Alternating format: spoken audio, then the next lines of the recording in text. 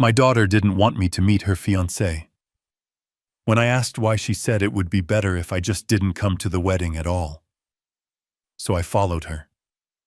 I had to know what secret was so important, so shameful, that she would rather erase her own father from the biggest day of her life. When I finally saw his face, my heart didn't just stop. It shattered. Because standing there smiling at my daughter was a ghost from a past I had spent 20 years trying to bury. A nightmare that had already cost me everything once before. Before I tell you what happened next, hit like and subscribe and let me know in the comments where you're watching from. I want to see how far this story of a promise broken and a reckoning long overdue can travel. The scent of basswood and clean sawdust was my only companion. In my garage, my world was ordered logical. Every miniature beam, every tiny pane of glass in the architectural model on my workbench fit perfectly into place. It was a world I could control. I picked up a small brass protractor, its cool weight familiar in my palm, and measured the angle of a roofline. Precision was a comfort. It was the chaos of the human heart I could never quite blueprint. My eyes drifted to the corner of the bench to a small worn photograph tucked into the frame of a lamp. It was Chloe, age 6, missing her 2 front teeth, grinning like she'd just discovered the secret to the universe. Her hand was holding mine. I smiled, a quiet, bittersweet ache settling in my chest. Back then, my hand was all she needed to feel safe. Now I wasn't even sure she remembered what it felt like. The solitude of the garage didn't usually bother me. It was a choice. But lately the silence had started to feel less like peace and more like an absence. An empty space where a daughter's laughter used to be. I placed the protractor down, its metallic click the only sound, and ran a hand over my face. At 62, I knew life wasn't about building perfect structures. It was about weathering the storms that tried to knock them down. I just never imagined the storm would come from the one person I had built my entire world to protect. The phone buzzed against the wood, startling me. I wiped my hands on a rag and answered, seeing her name on the screen. "Chloe Bug," I said, the old nickname slipping out. "Hey, Dad." Her voice came through bright and a little too fast, like a song played at the wrong speed. There was a practiced cheerfulness to it that I'd come to recognize. It was the voice she used when she was about to manage me. "I have news," she said, drawing out the word. "Incredible news." I leaned against the workbench. "I'm all ears."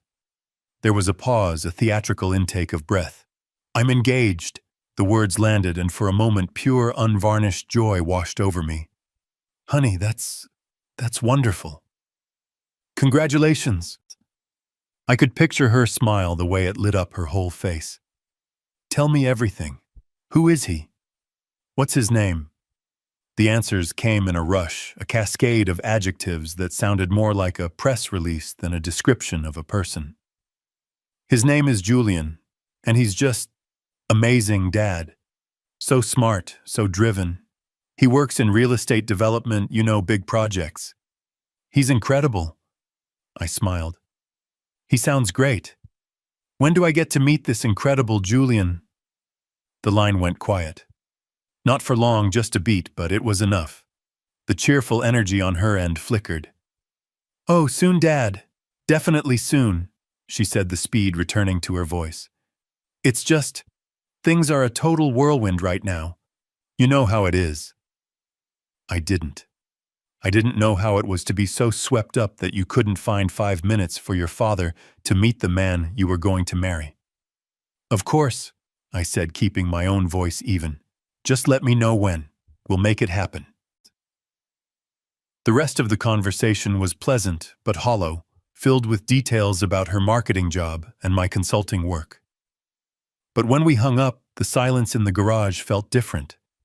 It was colder now, and it had a name, Julian. The weeks that followed turned into a masterclass in deflection.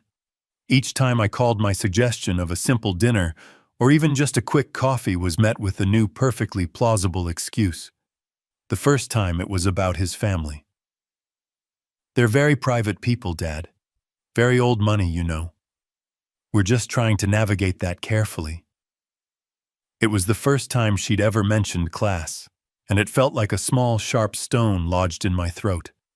I'd provided a good life for her, a comfortable suburban upbringing in a home I designed myself. But it wasn't old money. The next week, Julian was international. He had to fly to Singapore to close a massive deal. It was all very last minute. He sounded important, a man of the world. A man far removed from a father who spent his days building models in a garage. The excuse that stung the most came a week later. Dad, honestly, we're just completely swamped with wedding planning. The venue, the caterers, it's a full-time job. There just isn't a spare moment. Her voice was laced with an impatient sigh, as if I were a chore on her to-do list she kept forgetting to check off. I felt the distance between us stretching, becoming a vast, unbridgeable canyon. She was building a new life, a grand structure of wealth and influence, and it was becoming painfully clear that there was no place in the design for her simple architect father. I wasn't angry. Anger is a hot, fast emotion. This was something different. It was a slow, creeping chill, a dawning realization that the foundation I thought we'd built together was cracking beneath my feet. I just kept telling myself it was the stress of the wedding. I just needed to be more patient. Patience finally ran out on a Tuesday afternoon. The sun was streaming into my workshop, illuminating the dust motes dancing in the air. I had been staring at the photo of 6-year-old Chloe for 10 minutes, remembering the weight of her small hand in mine. I picked up the phone, determined to cut through the excuses. When she answered, I didn't ask about her day. I didn't mention my work. I got straight to the point, my voice softer than I intended. "Chloe, honey," I began. "I don't need a fancy dinner. We can meet him for 10 minutes at a coffee shop. I need to meet the man who's going to be my son-in-law. It's important to me." There was a long, heavy silence on the other end of the line. When she finally spoke, the practiced cheerfulness was gone, replaced by a strained, brittle tone I'd never heard from her before. It was the sound of a cornered animal. "Dad, look," she stammered, the words catching in her throat. "I've been trying to find the right way to say this." My stomach tightened. "Say what, Chloe?" Another pause, and then the blade fell swift and clean. Maybe it's just better if you don't come to the wedding." The words hung in the air between us, obscene and unbelievable. I couldn't form a response. My mind was a white noise of shock and pain. She took my silence as an invitation to explain, and every word she spoke was another twist of the knife. "The Crofts, his family, they're a big deal, Dad. They move in very different circles. They have a reputation to uphold." She finally said it out loud, the thing she'd been hiding behind all the excuses. Your situation," she said, the hesitation dripping with shame. "Living so simply, your small business, it would just make things complicated. It would be awkward for everyone." Awkward. That was the word she used to describe my presence in her life. I, the man who taught her to ride a bike, who stayed up all night helping her build a model of the solar system, who sold his dream company to pay for her college education without her ever knowing, the sacrifice was now an awkward complication. I didn't say anything. There was nothing to say. The entire structure of my world had just been condemned. "Dad, are you there?" she asked, her voice small now, uncertain. I calmly reached out and ended the call, placing the phone back on the workbench with a steady hand. The sun was still shining. The dust motes still danced. But a storm had just broken inside me, a silent, ice-cold hurricane of resolve. The pain was real, but something else was clearer. This wasn't about shame. This was about fear. My daughter was hiding something, and I was going to find out what it was. I sat on the stool in my workshop, the phone resting silently on the workbench beside a perfectly mitered joint. The silence she left behind was louder and more violent than any argument could ever have been.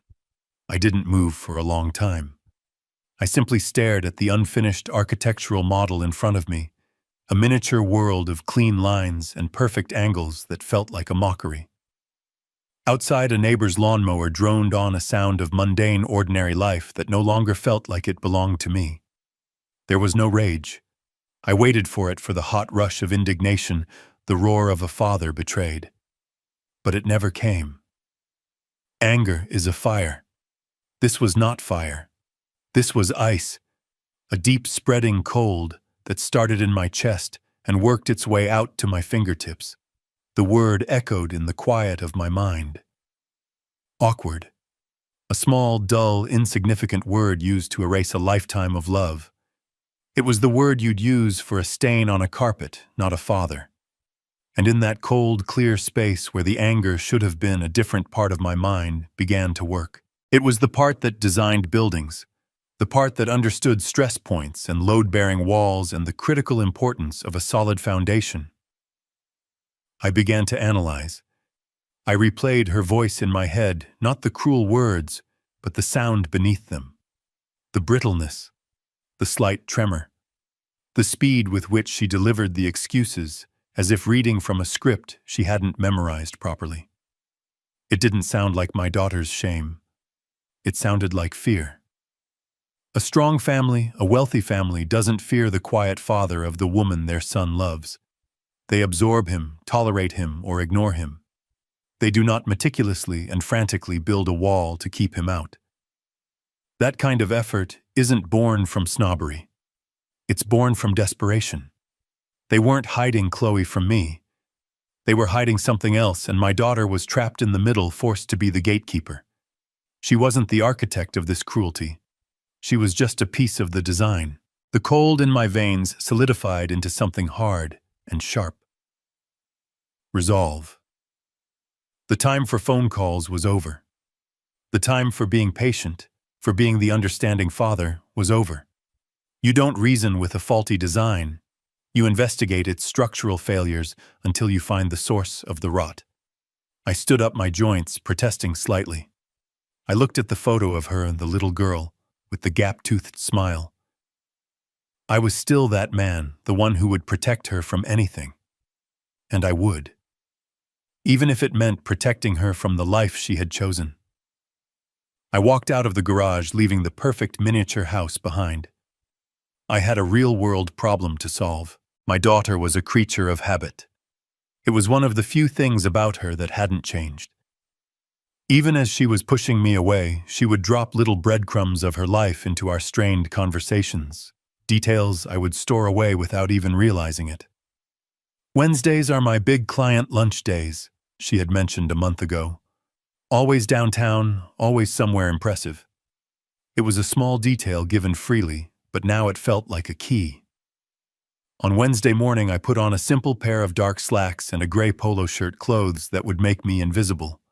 I drove my 10-year-old Ford sedan, a car that had seen better days, but never failed me, out of the quiet, tree-lined streets of my suburb and onto the Eisenhower Expressway.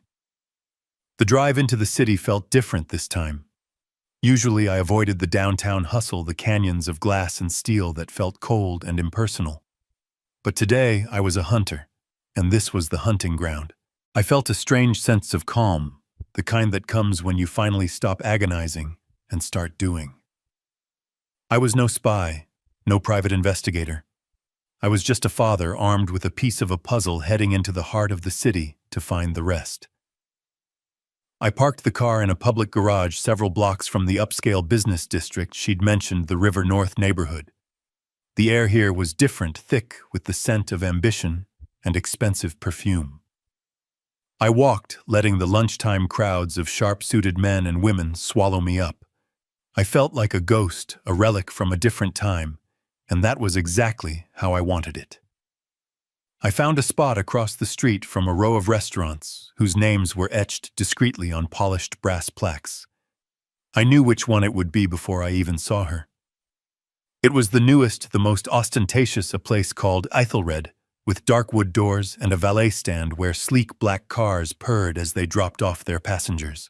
And then I saw her. Chloe stepped out of a taxi, and for a moment my breath caught.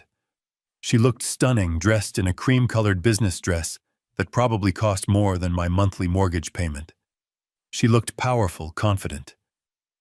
But as she paused at the door, smoothing down her dress, I saw it. A flicker of something in her eyes. The same uncertainty she used to have on her first day of school. She was playing a part. She took a deep breath and walked inside the heavy doors closing behind her. I crossed the street and found a small independent coffee shop with a large window that gave me a perfect, unobstructed view of Ethelred's entrance. I ordered a black coffee, the bitter taste a welcome shock to my system.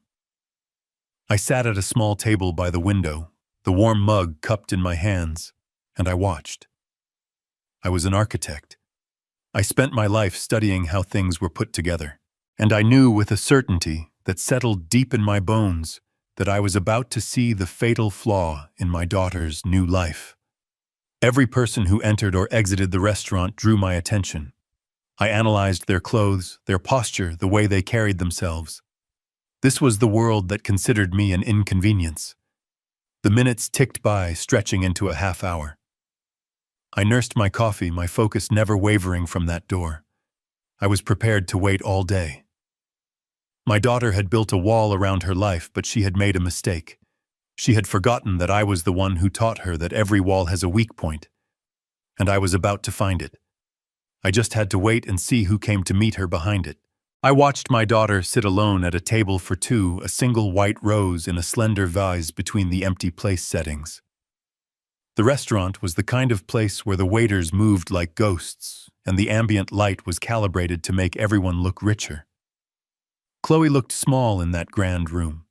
She checked her phone, then smoothed the napkin in her lap, her movements betraying a nervousness that was invisible to everyone but me.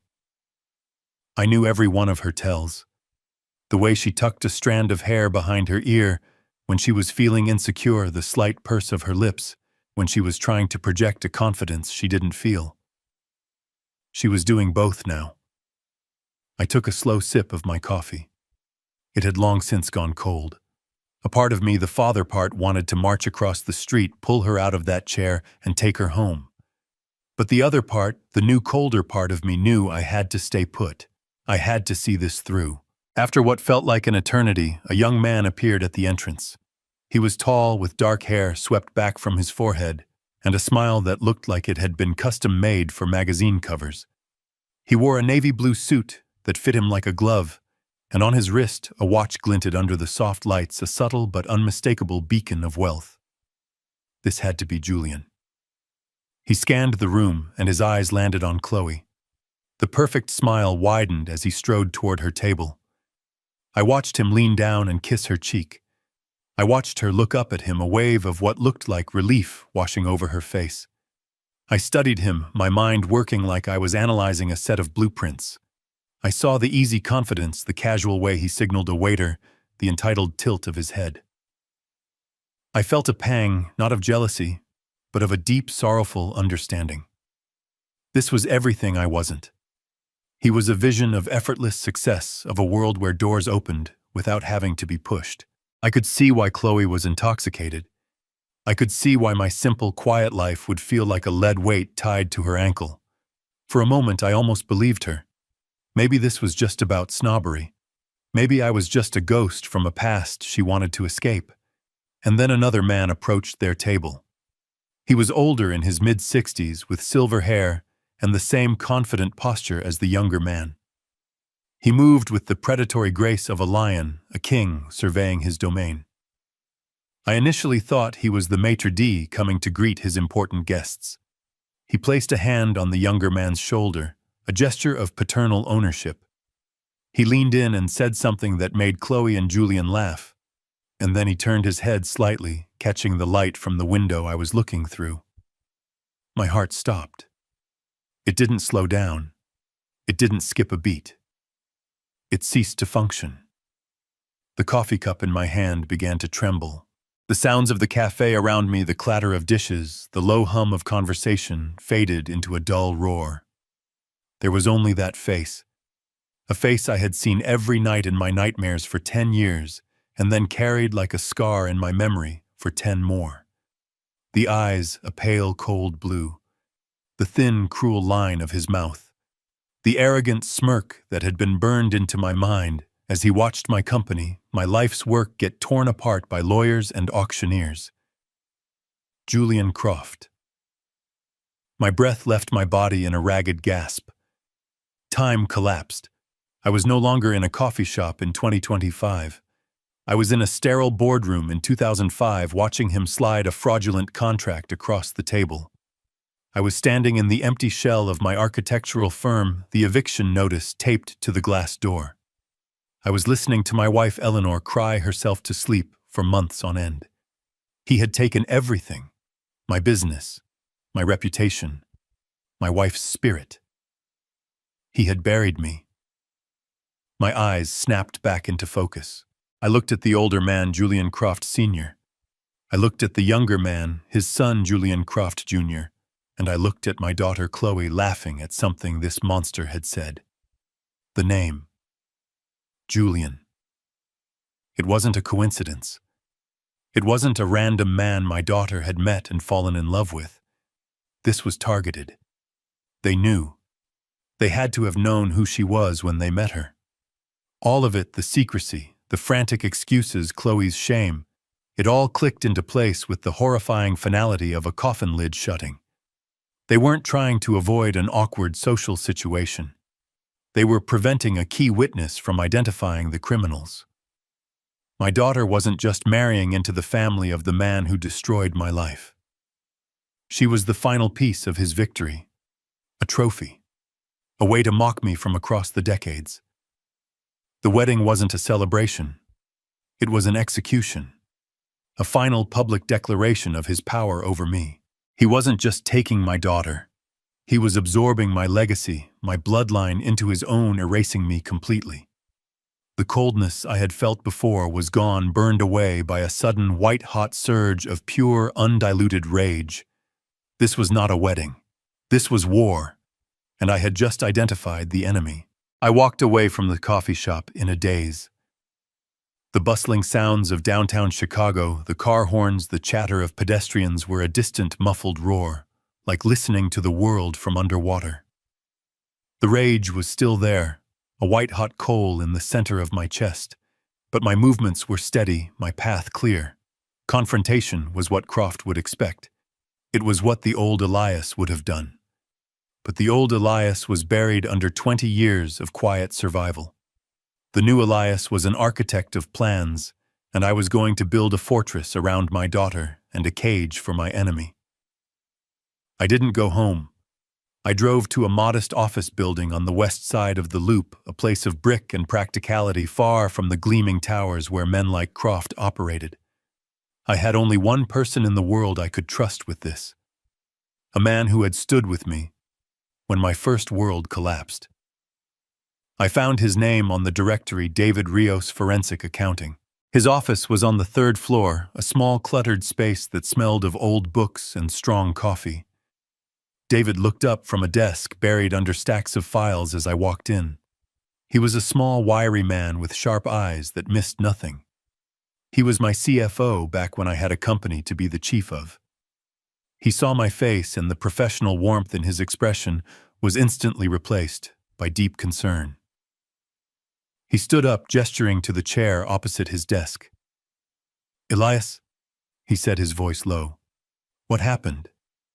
I didn't waste time with pleasantries. I sat down, and the story poured out of me. I told him about Chloe, the engagement, the strange secrecy, the cruel phone call. And then I told him who I saw in that restaurant. As soon as I said the name Julian Croft, a flicker of something dark and ancient passed through David's eyes. He leaned back in his chair, his gaze fixed on me. "Croft." He repeated the name, tasting like poison. The Phoenix Project Croft. I thought he'd have disappeared by now. "He didn't disappear, David," I said, my voice barely a whisper. "He thrived, and my Chloe is engaged to his son." David was silent for a long moment, processing. He wasn't just a friend listening. He was an accountant, a man who saw the world in patterns and numbers and motives. "That's not a coincidence, Elias," he finally said, his voice flat and hard. "A man like that doesn't allow coincidences. This is a move on a chessboard. He's playing a game. He already won the game 20 years ago, I said, the bitterness rising in my throat. He walked away with my designs, my contracts, our company. He won that battle. David corrected me, leaning forward and tapping a finger on his desk. Remember those falsified engineering reports he used to discredit us? The shell corporations that funneled our investment capital into his own accounts. That wasn't just business, Elias. That was high-level fraud. We were outmaneuvered by a master criminal, not a competitor. He was right. And now that same criminal was weaving my daughter into his next design. Why David? I asked. Why her? Why now? Because men like Croft don't stop, he said, his eyes narrowing. They just find bigger cons. This level of secrecy around a wedding. It's not about you being awkward, Elias. It's about control. He's controlling the narrative because he's hiding something. Something big. And this wedding, this alliance with a beautiful, smart young woman, is part of the facade. He stood up and walked over to a whiteboard covered in complex diagrams. He's putting on a show, and we need to find out what's happening backstage. A new energy filled the small office, the quiet hum of two old soldiers preparing for a battle they thought was long over. The shock in my system was finally giving way to a cold, hard purpose. Can you find anything? I asked. David looked at me and smiled a thin, grim smile. Elias, he said, picking up a marker. Men like Julian Croft always leave a paper trail. You just have to know how to read it. Let's get to work. The next 3 days were a blur of stale coffee takeout cartons and the relentless glow of computer monitors. David's small office became our war room. I watched mesmerized as my old friend transformed into a financial bloodhound, sniffing out the scent of decay hidden beneath layers of corporate perfume. He moved with a feverish energy, his mind a finely tuned engine processing vast amounts of data that to me looked like meaningless static. He pulled up public records, SEC filings, shareholder reports, and cross-referenced them with property deeds and tax assessments.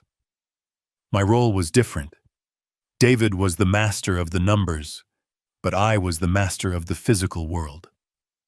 I understood how buildings were made, how land was developed, how a project moved from a dream on paper to a reality of steel and concrete. David would slide a glossy prospectus across the desk for a new Croft development, a luxury condominium tower called the Elysian Spire. It was filled with stunning architectural renderings and promises of unparalleled returns. To an investor, it looked like a gold mine. To me, it looked like a lie. I pointed to the construction timeline. David, this is impossible, I said, my voice low. They're claiming a 40-story build in 18 months on a site with complex bedrock, not even with an unlimited budget. The geological surveys alone would take 6 months. We found another project, a sprawling suburban commercial center. The financial reports claimed it was 90% leased and already profitable. But when David pulled the satellite images and county zoning permits for the location, we saw nothing but an empty, undeveloped field. The permits didn't exist.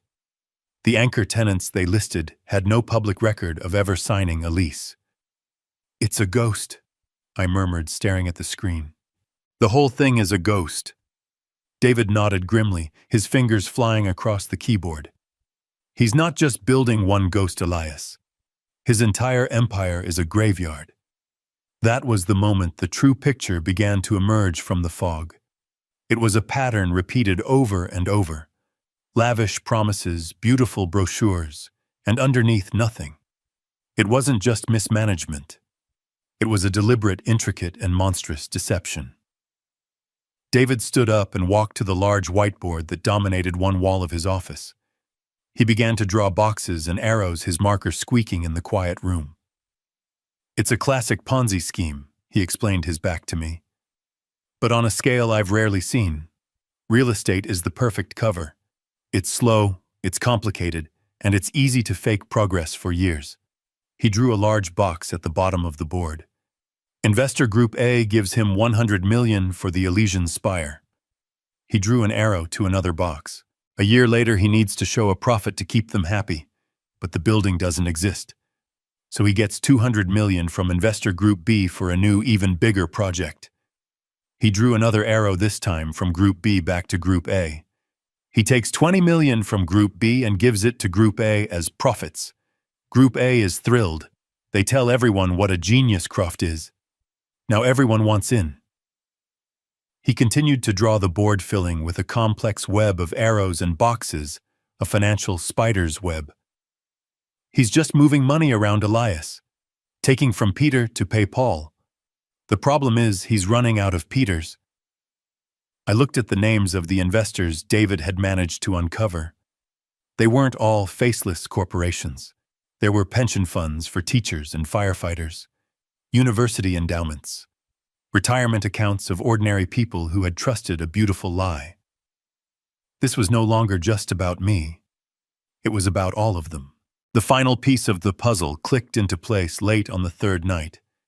David had hacked into the internal accounting servers of one of Croft's many shell corporations. He went pale. "Look at this," he whispered, pointing to a spreadsheet showing cash flow. "He's hemorrhaging money. The outflow to old investors is now greater than the inflow from new ones. The pyramid is collapsing. He's insolvent. He might have 2, maybe 3 months before the whole thing implodes." I looked at the numbers, then back at David. "So he's desperate," I said. "Desperate," David confirmed, his eyes wide. "He needs one last massive injection of cash to keep the game going, to give him enough time to disappear." Suddenly, the wedding, the obscene opulence, the frantic secrecy, it all made perfect sense. It was the biggest piece of stagecraft in his entire production. It was a show designed to lure in the final biggest investors of all, to convince them that he was so stable, so successful, that he could afford to throw the party of the century. The wedding wasn't just a trophy. It was his escape hatch. And my daughter was the bait on the hook. The whiteboard in front of us was no longer just a diagram. It was a ticking time bomb. And the wedding was the detonator. The whiteboard was a constellation of fraud. A universe of lies held together by a single dark star, Julian Croft. We had the what and we had the how, but the why still bothered me, the timing of it all.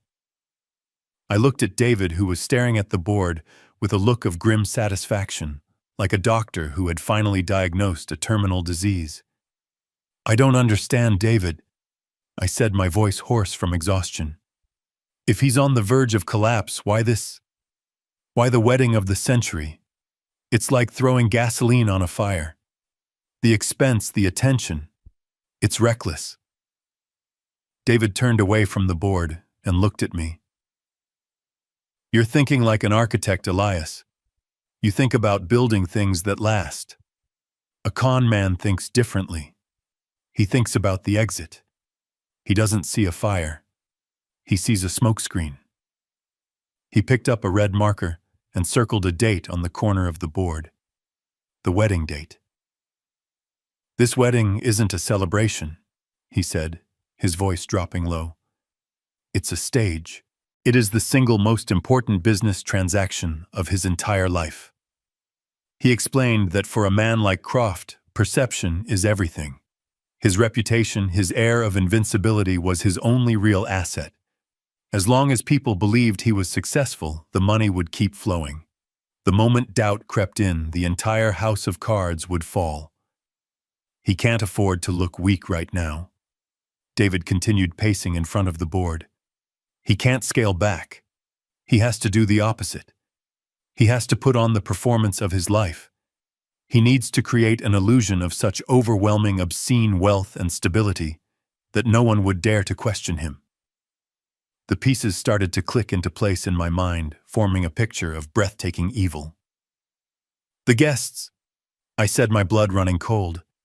"The guest list isn't just friends and family." "Exactly," David said, grabbing a folder from his desk and opening it. He had somehow managed to get a partial list of the invited guests. "This isn't a wedding party, Elias. This is a hunting party." He's not throwing a party for his son. He's throwing it for them. He started reading names, each one a titan of the investment world. Marcus Harrison, the hedge fund billionaire. Representatives from the Blackstone Group. The lead partners from the Carlyle Fund. These aren't people you invite to watch your son cut a cake, Elias. These are the final marks, the big sharks. He's gathering them all in one room to sell them his final greatest lie. The wedding was the ultimate closing room. In the midst of all that joy and champagne and music, with everyone celebrating the union of two powerful families, Croft would be walking the floor, securing his final round of funding. A last massive injection of cash. Hundreds of millions of dollars. Enough to let him quietly transfer everything to an offshore account and disappear, leaving a crater in the financial world and hundreds of ruined investors behind. He wasn't trying to save his company. He was preparing to flee the country with a fortune. And then the most painful realization of all washed over me. "Chloe," I whispered. David's face softened.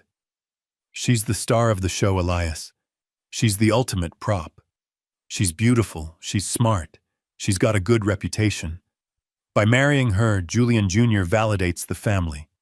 It creates a story of legacy, of a dynasty continuing. It makes the Croft name look stable, legitimate. She is the human face he is putting on his crime. My daughter wasn't getting married.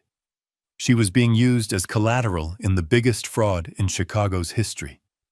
Her love, her trust, her future. It was all just another fake asset on Julian Croft's balance sheet. The rage I felt before was nothing compared to the cold, lethal certainty that now filled me. This was no longer about my stolen past. It was about my daughter's stolen future. We weren't just trying to expose a criminal anymore. We were staging a rescue mission, and the wedding was our only chance. The air in David's office was thick with the gravity of what we had uncovered. My first instinct, the instinct of any law-abiding citizen, was to pick up the phone. "We have to go to the FBI, David," I said, my voice tight. "The SEC. We have enough evidence here to put him away for the rest of his life." David, however, didn't move. He stood looking at the whiteboard, at the sprawling map of Croft's crimes. He shook his head slowly. "And what do you think happens then, Elias?" he asked, his tone devoid of hope.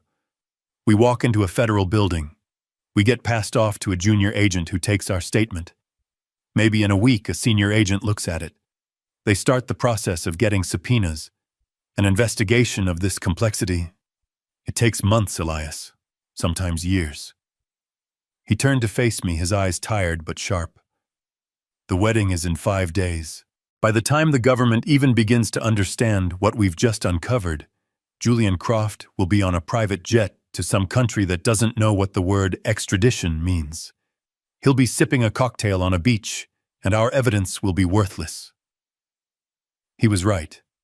We were moving in slow motion, and Croft was moving at the speed of light. "And that's the best-case scenario," David added. "Worst case, a man with Croft's resources has eyes and ears everywhere. The moment a federal file is opened with his name on it, an alarm bell will go off in his world. He'll wipe the servers, shred the documents, and be gone by morning. We have one shot at this, Elias. We can't afford to miss." A cold, hard reality settled over me. The system we were taught to trust was too slow, too cumbersome to catch a predator like Croft. We were on our own. "So what do we do?" I asked. "We can't just let it happen." "We don't have to," David said, a new intensity in his voice. "We're not trying to bring down an empire in a courtroom. We're trying to stop one final transaction in a ballroom. We have to fight him on his own territory. At the wedding." The thought made me recoil.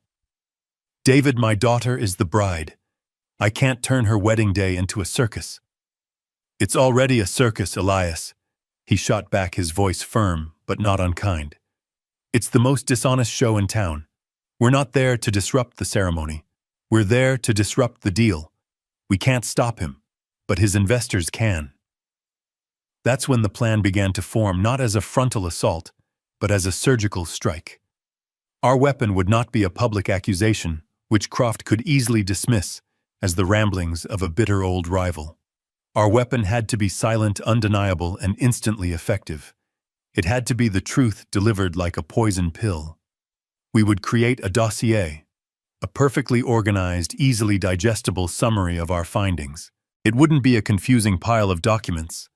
It would be a story, a narrative of the fraud so clear and compelling that anyone could understand it in 5 minutes. My architect's mind took over. This was a design problem. We needed to build a case that was as elegant as it was damning. We spent the next 48 hours in a creative frenzy. David printed the key financial documents, the smoking gun bank transfers between shell corporations. I took those documents and laid them out, creating visual flowcharts that showed exactly how the money moved, a river of deceit flowing from new investors to old ones. We included satellite images of the empty fields where billion-dollar resorts were supposed to stand, placing them right next to the fraudulent progress reports Croft had sent to his victims. I annotated copies of the fake contracts, highlighting the impossible clauses, and forged signatures, adding notes in a clear, concise hand. We made the complex simple. We made the hidden visible. The dossier was more than just evidence. It was a weaponized narrative. As we assembled the final pages, a name for our desperate last-ditch effort came to me. Project Phoenix, I said out loud. David looked up from the printer. Phoenix. He burned my world down to ashes 20 years ago, I said, feeling a surge of strength I hadn't felt in decades. It's time something rose from them. We printed 3 copies, binding them in simple, elegant black folders that looked like any other investment portfolio. It was an anonymous-looking object, but inside it held the power to detonate an empire. It was our weapon, and it was ready. Now all I had to do was figure out how to get it into the right hands in the middle of a fortress during the biggest party of the year. Having the weapon was one thing. Getting it past the castle walls was another. David and I sat in his office, the 3 black folders of Project Phoenix lying on the desk between us like sleeping bombs. The wedding was in 2 days at the Grand Ballroom of the Peninsula Hotel, one of the most exclusive and secure venues in Chicago. I was not on the guest list. We can't just mail it to them, David said, stating the obvious. Croft's people will screen everything, and we can't risk an email. It has to be a physical handoff. We need to place it directly into the hands of the right person. And who is the right person? I asked. David slid the guest list across the desk and tapped one name heavily underlined. Marcus Harrison. Him, David said with finality. Harrison is the alpha predator in that tank of sharks. He's 75 years old, a legend in the investment world. He's notoriously cautious. He survived the dot-com bust, the 2008 crash, everything. He doesn't make a move without triple-checking the foundation. He explained that Harrison was Croft's primary target. His investment would be the seal of approval that would bring all the other more hesitant investors on board. If Harrison committed, Croft would walk away with nearly $500 million. Harrison is our target for 2 reasons, David continued. First, if he pulls out, the whole deal dies on the spot. He's the keystone. Second, because he's so careful, he's the only one who won't dismiss a warning out of hand. If we can get this folder in front of him, he will read it. His paranoia is his greatest strength, and right now it's our only hope. The problem remained. Marcus Harrison would be surrounded by security, seated at Croft's own table. Getting to him would be like trying to have a quiet word with the president. Sneaking in was out of the question. I would be spotted and thrown out in minutes, and the whole plan would be exposed. I stared at the folder, my mind racing through blueprints and logistics, searching for a hidden entrance, a forgotten service corridor. And then it hit me. The best way to become invisible is to put on a uniform. You don't sneak past the guards. You walk past them carrying a tray. The service staff. They are the ghosts in the machine, present in every room but truly seen by no one. I'm going in as one of the staff, I said. David looked at me, his eyebrows raised. Elias, they don't just hire people off the street for these events. The staff are vetted. I know. I said, a plan rapidly forming in my mind, built from the rubble of my old life. I know the man who owns the catering company, or at least I used to. 20 years ago, when my firm was at its peak, I had managed the construction of a downtown skyscraper. For the grand opening gala, we had hired the best catering company in the city, Prestige Events. I remembered the owner, a young ambitious man named Gary, who was obsessed with logistics and timing. I had spent hours with him coordinating the event. I pulled out my old worn-out Rolodex, a relic from a past life, and found his name. I rehearsed the words in my head, crafting a new character for myself. I was no longer a vengeful father. I was a down-on-his-luck professional looking for a day's work. I stepped into the other room and made the call. "Gary," I said, my voice steady and humble. "It's Elias Thorne. I know it's been a very long time." I could hear the surprise in his voice, but also the respect of a past professional relationship. I gave him the performance of my life. I told him a consulting project had fallen through, that I was in a temporary bind, and I needed some quick work. I mentioned I heard he was handling the Croft wedding. I leveraged my past. "I know it's a massive undertaking, Gary. A logistical nightmare. I have decades of experience managing complex projects and coordinating large teams. If you're short-staffed and need an extra shift supervisor, someone to just make sure things run smoothly behind the scenes, I'd be happy to help out for the night." I could hear him thinking. A high-profile, high-pressure event. The offer of a seasoned, reliable manager for a single night's pay was a godsend. "You know what, Elias?" he said after a moment. "I think I can use you. Be at the hotel service entrance at 3 p.m. on Saturday. I'll have a uniform for you." When I hung up the phone, my hands were shaking slightly, but it was not from fear. It was from the thrill of the plan clicking into place. The next day, I picked up the uniform. A simple, well-tailored black jacket, black pants, a white shirt, and a black bow tie. As I looked at myself in the mirror, I saw not a broken architect, but a ghost. An anonymous face in the crowd. The perfect delivery system for a weapon that no one would see coming. The fortress doors were about to open for me. The grand ballroom of the Peninsula Hotel was not a room. It was a statement. I had designed enough luxury spaces in my life to recognize the language of power, and this room was shouting it. The chandeliers were not just lights. They were cascading waterfalls of crystal, each one the size of a small car. The floral arrangements were not just bouquets. They were towering sculptures of white orchids and roses so perfect and numerous that they had no scent, like beautiful plastic replicas. An ice sculpture of two swans, their necks intertwined, was already beginning to weep under the heat of the lights, a fitting metaphor for the entire evening. I moved through the space with a tray of champagne flutes, my black uniform rendering me invisible. I was a ghost in the machine, a silent observer in the heart of my own personal tragedy. And from my vantage point, I could see everything. Julian Croft Sr. was in his element. He glided through the crowd, not like a host, but like a king surveying his court. His hand was always shaking, another hand. His arm was always draped over someone's shoulder. His laugh was always booming at just the right moment.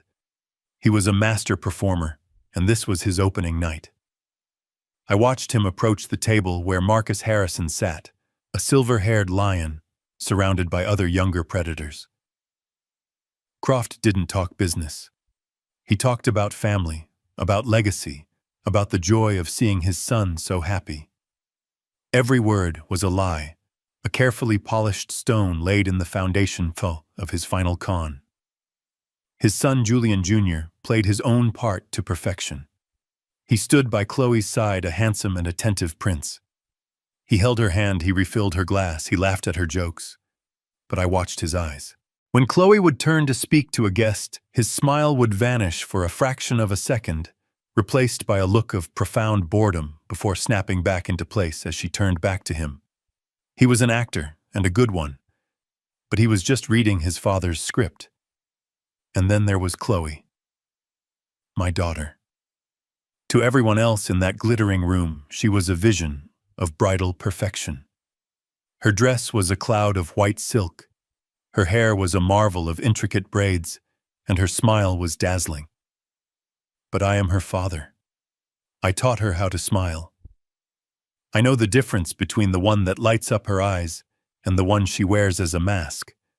Tonight, she was wearing the mask. I saw it in the way her fingers were clenched, just a little too tightly, around the stem of her champagne flute. I saw it in the slight, almost imperceptible tension in her shoulders. And when she thought no one was watching, as Julian Sr. was captivating his audience of investors, her smile would fall away completely, and her eyes would look lost and unspeakably weary. She looked like a prisoner on the most beautiful day of her life. My heart ached for her, a deep physical pain. But it didn't shake my resolve. It hardened it into steel. I refilled water glasses, I cleared away empty plates, my hands steady, my movements economical. The guests looked past me, through me. I was nothing, and therefore I could be everywhere. I made my way near the main table, my eyes scanning the layout, mapping the distances, timing the waiters' paths. The band finished a song, and a man in a tuxedo walked to the microphone on the stage. "Ladies and gentlemen," he announced, "in a few moments, we will be honored to hear a toast from the father of the groom, Mr. Julian Croft." This was it. The main performance was about to begin, and my own opening act was just moments away. The storm was coming. The lights in the ballroom dimmed. A warm golden spotlight found the small stage, and a hush fell over the crowd of predators and prey. The master of ceremonies stepped up to the microphone, his voice smooth as aged whiskey. "And now," he boomed, "it is my distinct honor and privilege to introduce the father of the groom, the visionary leader of Croft Enterprises, Mr. Julian Croft Sr." A wave of polite, powerful applause filled the room. I stood near a service station at the edge of the ballroom, a silver pitcher of ice water in my hand. My heart was a frantic drum against my ribs, but my hand was rock steady. This was the moment. This was the window. Croft walked onto the stage, beaming, soaking in the adoration. He looked out at the crowd, his eyes eventually landing on his son and my daughter. He placed a hand over his heart. "Family." He began, his voice thick with manufactured emotion. "In the end, it is the only thing that truly matters. It is the foundation upon which we build everything else. A legacy is not built of steel and glass, but of trust, of honor, of a name you can pass down with pride." I could feel the acid of his hypocrisy rise in my throat. He spoke of trust while running the biggest con in the city. He spoke of legacy while orchestrating its ruin. As he continued to speak, weaving a grand narrative of his own success, I began to move. My path was a carefully calculated line weaving through the maze of tables, my steps measured and unhurried. I was just another anonymous servant, a ghost in a black jacket making my rounds. But my destination was specific. Table 1, the King's Table, where Marcus Harrison sat listening to the speech with a look of polite interest. My world narrowed to that single point. The sound of Croft's voice became a distant drone. The clinking of glasses, the murmur of the crowd, it all faded away. There was only the table, the target, and the weapon tucked inside my jacket. I was 10 feet away, then 5. I could see the fine lines on Harrison's face, the glint of his cufflinks. He was a man who radiated an aura of deep, unshakable calm, a man who had seen everything and was impressed by nothing. Croft was now talking about the future, about the bold new projects his company was undertaking, a thinly veiled sales pitch to the men at that very table. "It is a future of unparalleled growth," Croft declared from the stage. "A future built on the solid bedrock of our family's commitment to excellence." Bedrock. The word spurred me into action. I reached the table. My movements had to be perfect, a seamless blend of accident and intention. I leaned forward to refill a water glass near Harrison's elbow. As I poured, my hand gave a slight, believable tremor. A cascade of ice water splashed across the pristine white tablecloth, soaking a small area perilously close to Harrison's Armani suit. Gasps came from the table. "Oh my goodness," I exclaimed, my voice filled with practiced horror. "Sir Mr. Harrison, I am so terribly sorry. How clumsy of me. Please allow me." I was a flurry of motion. I placed the pitcher on the table and pulled a clean folded napkin from my jacket pocket. All eyes, including Harrison's annoyed ones, were on the spill. My left hand moved to dab at the water, creating a screen. My right hand, the one holding the napkin, also held the duplicate menu inside of which was Project Phoenix. In one fluid, practiced motion that I had rehearsed in my mind 1,000 times, and my right hand swept over Harrison's original menu, picking it up, while simultaneously setting down the identical weaponized replacement. It took less than a second. My apology continued a stream of deferential words. But as I leaned in, I lifted my head slightly, and my eyes met his. For one single heart-stopping moment, the mask of the bumbling waiter fell away. My eyes held his, and I tried to pour every ounce of my conviction, my urgency, my 20 years of pain, and my 4 days of intense discovery into that one look. I gave him a nod, a motion so small it was almost imperceptible. It wasn't an apology. It was a command. "Look inside." A flicker of confusion, then sharp intelligence crossed his features. He knew. A man like that doesn't get to where he is without recognizing when something is happening beneath the surface. He knew this was no accident. I straightened up, offered one final profuse apology to the table, and then with my heart hammering against my chest, I turned and walked away, collecting the original menu as I went. I disappeared back into the shadows and the rhythm of the service staff, my job done. The bomb had been planted. I could still hear Croft on the stage, his voice reaching its crescendo. "To the future," he toasted. But I knew, as I watched Marcus Harrison's hand tentatively reach for the menu I had just placed before him, that the future he was talking about was already dead. I faded back into the choreographed chaos of the service staff, my heart a wild bird in my chest. I took an empty tray and began circling the room, a slow, deliberate orbit that kept table 1 in my line of sight. From the stage, Croft was finishing his speech to a new round of applause. He raised his glass, the very picture of a proud father and a triumphant businessman.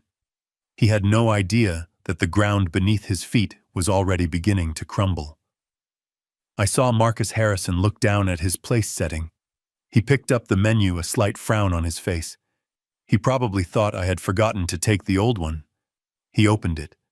I was too far away to see the words on the page, but I didn't need to. I had designed every page myself. I watched his face. The sequence of emotions that played out across his features was the most satisfying architectural achievement of my life. First there was confusion. His brow furrowed. He glanced around the table, then back down. He turned the first page. The confusion sharpened into focused intrigue. He leaned closer, his posture shifting from relaxed to rigid. The ambient noise of the party seemed to fade from his awareness. He was no longer a guest at a wedding. He was a predator who had just caught a dangerous scent. He turned another page. That's when the shock hit. It wasn't a loud theatrical gasp. It was a sudden stillness, a freezing of his features. The color drained from his face. He put a hand to his mouth, his eyes locked on the documents in front of him. He flipped through the rest of the pages quickly now, not reading every word, but absorbing the damning evidence, the flowcharts, the satellite photos, the impossible numbers. Then the shock receded, and something far more terrifying took its place. A cold, absolute fury. His jaw tightened and his eyes became glacial. He slowly and deliberately closed the folder. He didn't cause a scene. He didn't stand up and yell. A man like Marcus Harrison never lost his composure. He simply slid the folder an inch to his right, catching the eye of the investor sitting next to him. Then he quietly pushed his chair back, stood up, and pulled out his phone. He gave a polite nod to the others at the table and walked calmly, but with immense purpose, toward the ballroom exit. He wasn't leaving. He was going to make a phone call that would move mountains of money and armies of lawyers. The man next to him, intrigued by Harrison's reaction, hesitated for a moment before picking up the folder. The whole silent drama repeated itself. Confusion, shock, and then a grim, tight-lipped anger. He immediately pulled out his own phone. He didn't get up. He just started typing a furious, urgent message. A silent digital wave of panic began to ripple outwards from that table. A quiet word was whispered to another guest. A phone was discreetly passed under the table. The most powerful people in the room were suddenly no longer interested in the champagne or the music. They were absorbed in a silent, frantic exchange of information. The dominoes were falling one by one in perfect, lethal silence, all while Julian Croft stood on stage smiling and accepting congratulations, completely oblivious to the fact that his empire had just evaporated right in front of his eyes. The music did not fade out. It shattered. One moment the ballroom was filled with the smooth sounds of a jazz trio. The next there was a deafening, absolute silence. Every head in the room turned toward the entrance. 4 men stood there. They were not dressed as guests.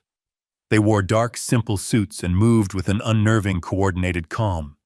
They were the kind of men who are used to entering rooms where they are not invited. They ignored the stunned faces of the guests and walked directly toward the stage, their path unwavering. They moved past my daughter, who stood frozen like a statue in her white dress, and approached Croft Sr. and Jr. There was no shouting, no struggle. One of the men simply spoke a few quiet words. I saw the color drain from Croft's face, his self-satisfied smirk melting into a mask of pure disbelief. The show was over.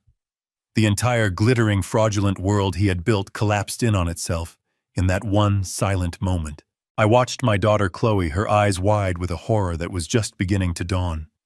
She looked at the men, then at Julian, then at her father-in-law, her fairy tale crumbling into a nightmare before her eyes.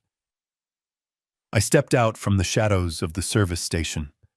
I shrugged off the black server's jacket and let it fall to the floor. I was no longer an invisible man. I walked directly to her, my path as straight and certain as the agent's had been. I didn't say a word. I simply reached her, took off my own suit coat, and draped it over her trembling shoulders. She looked at me, her eyes filled with a million unspoken questions. I met her gaze, and I hoped she saw only the love of a father. "Let's go home," I said softly. Back at my small house in the quiet of the kitchen, I handed her a warm mug of tea.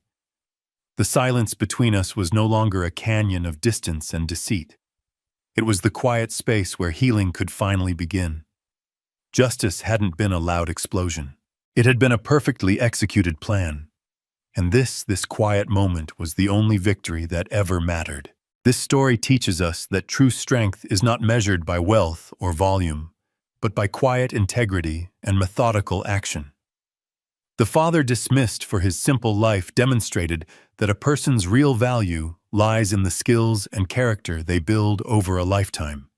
He used his architectural precision not to build with steel, but to dismantle a fortress of lies with undeniable truth. It's a powerful reminder that love doesn't always rescue with a shout. Sometimes it saves with a perfectly executed silent plan, proving that the most underestimated person can be the most formidable force for justice. If you believe that the most powerful moves are often the quietest ones, hit the like button, subscribe, and share your thoughts on this story in the comments below.